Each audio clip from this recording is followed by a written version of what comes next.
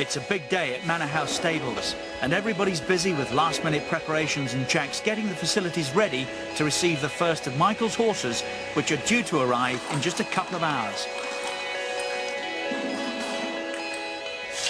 Got horses coming up from Newmarket. They're on the road now. And then we've got horses coming from Michael's house. And then we've got horses coming in from a new training yard just at the back of here, about a mile away. So they'll all start arriving. And no doubt once they all get in the building here together, there'll be a fair bit of noise and they'll all be a bit excited. It just takes a little bit of time for them to settle in. They're a bit like children, really.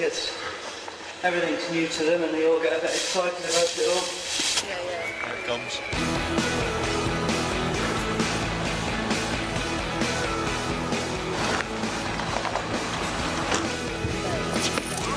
Surrounded by horse boxes full of horses. What more can you want, eh?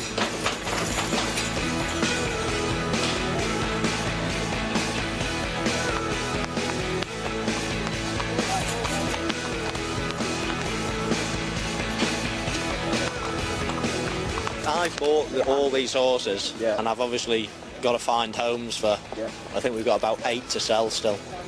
Otherwise I obviously have to foot the bill and I don't particularly want to waste all my money on phase one. But I have to give Nicky a chance to train horses, so we can't wait for owners to come. I had to buy a sufficient number for us to go to war with.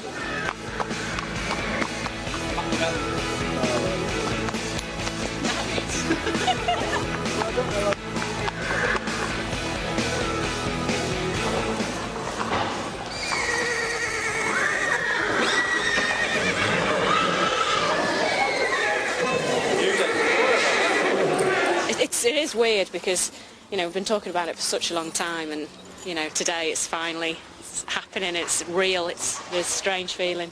When you walk in the barn and you just see the place full of horses, it's amazing. I just think my old dad, my dad was absolutely horse racing mad, and he was, he'd have betting, he wouldn't bet in big money, but he was, he was just sort of frightening the way he was sort of every day, he'd have his little couple of doubles, trebles, accumulators and stuff like that.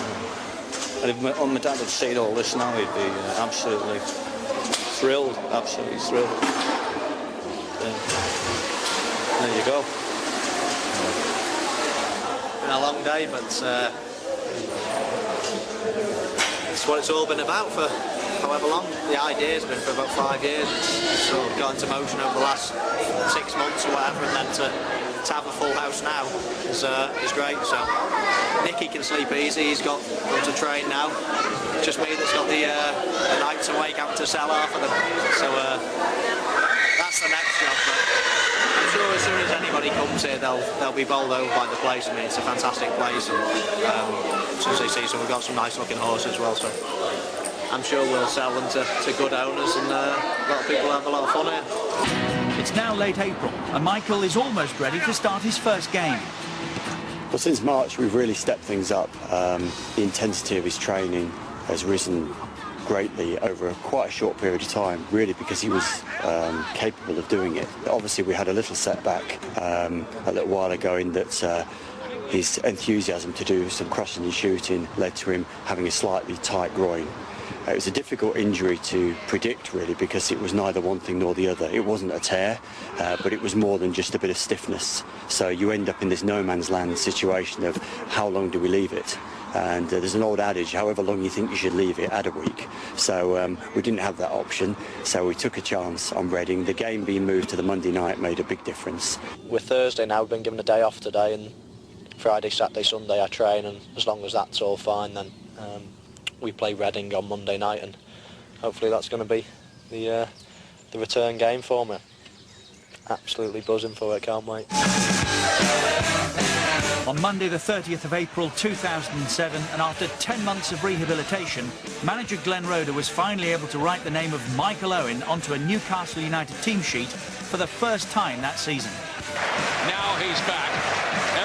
hopeful, I think. Glad to see him back. Michael would hate me for saying it because I think he got quite frustrated about people being so nervous about his first game because, you know, obviously he'd put all the work in and he's trained and worked harder than ever and he feels fitter than ever.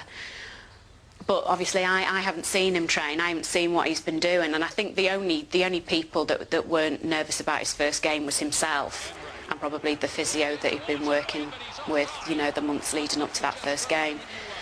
I watched it on the telly back here at home with my mum and dad, and I was just a nervous wreck the whole time. I was like, oh, every time he made a run or, you know, went in for a tackle, it was just, my heart was in my mouth. But, you know, I was just glad when he came off and everything was fine.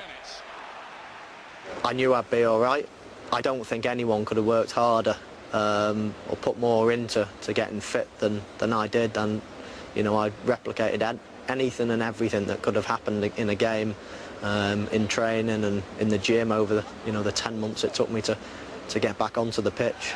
Michael was still looking to score in his next game on his return to St James's Park against Blackburn Rovers, but despite a couple of missed chances, he was left frustrated again. Solano through forwards, Michael Owen round Friedel, real chance for Owen, and cleared off the line by Samba.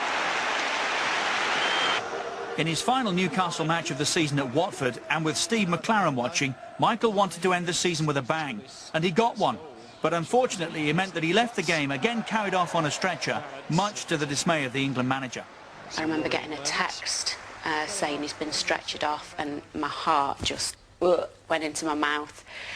And when I first read it, I thought, oh no, you know, it was his knee again.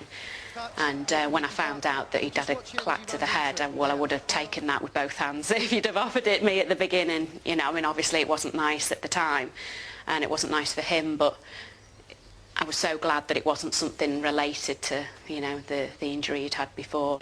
Despite not scoring, McLaren had seen enough of Michael to pick him for the crucial European Championship qualifier against Estonia. With an historic goal-scoring landmark in his sights, Michael had everything to play for. The build-up to the Estonia game, I think in terms of how I was feeling, I was just willing for him to score, just for himself, because obviously this was the last competitive game that he would play, and then he'd have a break, you know, for the summer. And I remember getting told a couple of games before the Estonia game that, you know, if I scored in a competitive match, I would have broken the all-time England scoring record for competitive matches.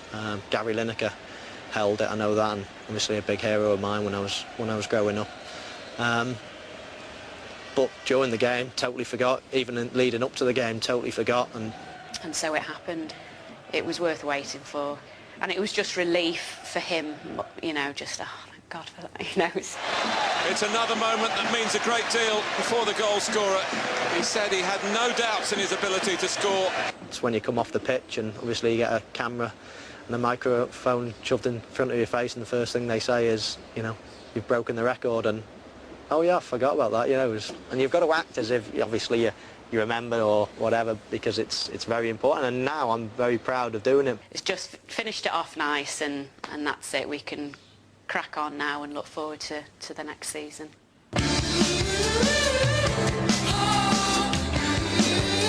Michael's off for the summer, but he's still got work to do, starting with a photo shoot for one of his long-standing sponsors.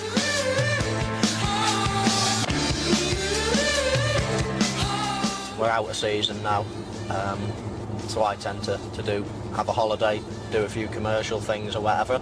All I'm doing is standing around smiling a couple of times and putting a few different outfits on for the Umbro catalogue, and you're away. It's easy to do, and that's not taxing at all. It's more taxing chasing the kids around the garden, whatever, at home, than doing that. But it just needs a little bit of air, just so it's just the shape is quite energetic. Perfect. All right. So yeah, it's arms up. It's quite energetic, and it's just popping up.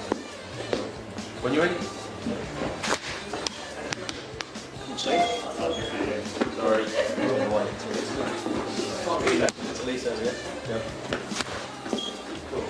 Little height to it. We don't need many. You can turn a little bit more towards Gary. It's perfect. Cool. That's exactly it. That's exactly it. I think just doing the odd thing like that is perfectly acceptable. I mean,